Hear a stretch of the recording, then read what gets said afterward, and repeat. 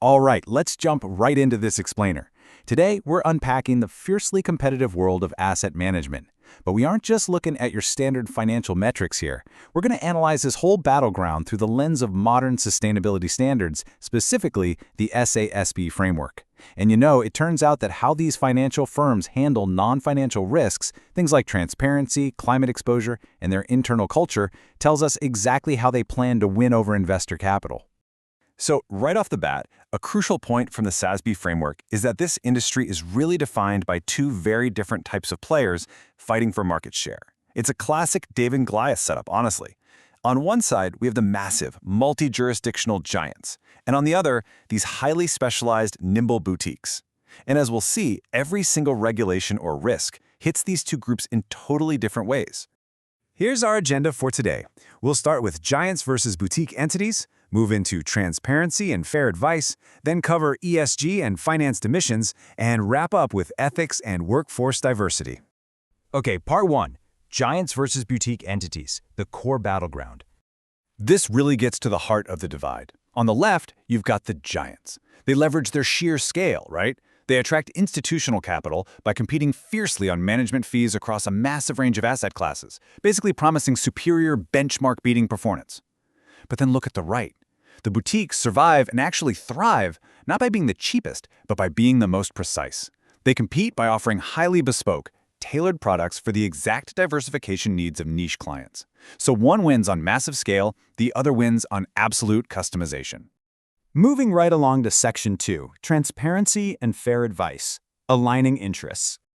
Now, what's super interesting here is how much scrutiny is put on how managers actually market their products and track employee integrity. Just look at that top row, focusing on transparent information and fair advice. It's no longer enough to just deliver returns. Firms now have to quantitatively track and disclose the percentage of their decision makers who have a record of investment-related investigations. Think about it. You simply can't claim to offer superior customized service if your key people have a history of consumer complaints, right? And the standards go even further. Entities actually have to disclose real monetary losses stemming from specific transparency failures. So whether you're a giant managing trillions or a local boutique, you are on the hook for things like false advertising, hiding risks in the small print, or marketing complex stuff to vulnerable groups. Overcharging and mis-selling are explicitly called out here. Why? Because failing your customers like this leads to massive lawsuits, completely shatters client trust, and, at the end of the day, destroys long-term shareholder value. To dodge those devastating legal losses, firms have to follow these strict steps to keep customers informed. First up, assessing suitability. They need a solid basis to ensure a client's risk tolerance actually matches the investment strategy. Second, they have to lay all their cards on the table and disclose conflicts, like how trade allocations are handled or if commissions are paying for research. And third, and this is a massive one, they must align incentives. They have to clearly explain how their reps are getting paid. If a broker is pushing high-yield, complex products that don't fit a client's profile just to snag a bonus, well, that firm is opening itself up to a world of regulatory risk. All right, let's jump to Section 3, ESG and financed emissions, the modern risk.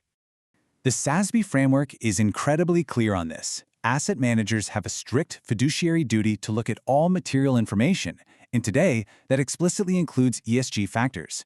Integrating ESG isn't just some corporate marketing buzzword anymore. It's strictly defined as the systematic inclusion of environmental, social, and governance factors right into fundamental valuations and modeling.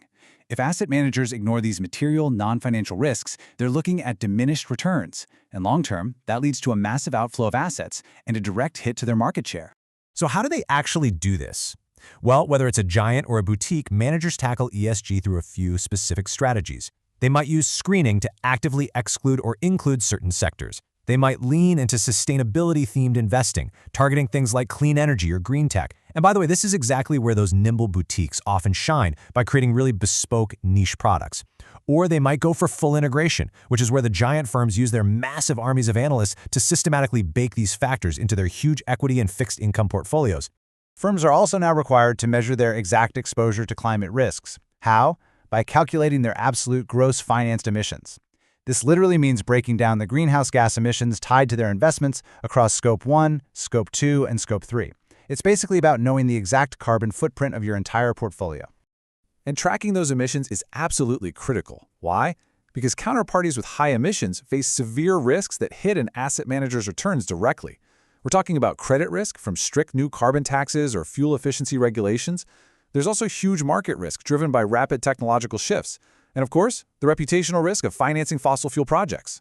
Honestly, if an asset manager isn't tracking these emissions today, they're basically flying blind into a storm of regulatory and market shifts.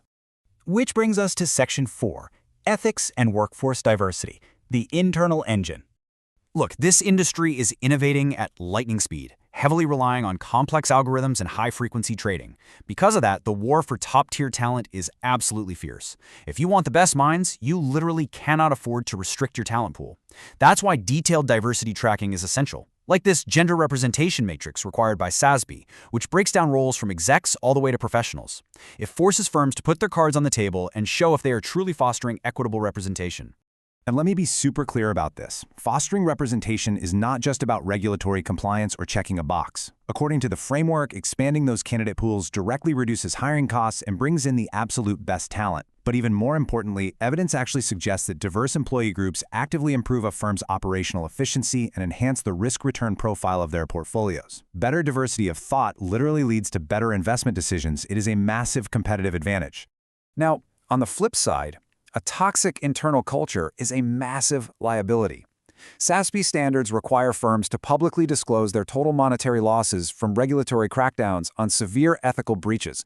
We're talking insider trading, antitrust behavior, market manipulation, malpractice, the whole shebang. This is the ultimate stress test for a firm's integrity.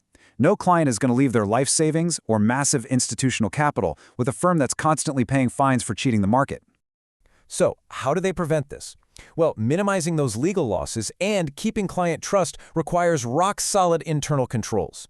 The standard specifically highlights the need for independent, heavily promoted whistleblower hotlines.